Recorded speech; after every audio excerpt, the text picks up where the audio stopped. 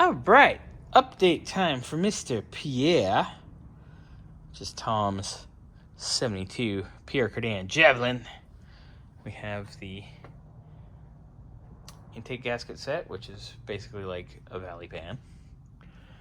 That's here. We have the complete gasket set for everything, head gaskets, the whole shebang-a-bang. We have it. Everything is here. So that can be an assembly that begins as well. Obviously, like I said, in the video for Amy, we're going to get her knocked out first. Boom, boom, quick, easy, done. Got to get Hazel done. And then on to Pierre. I will probably take Pierre's Box O hardware over to the shop and clean it thoroughly.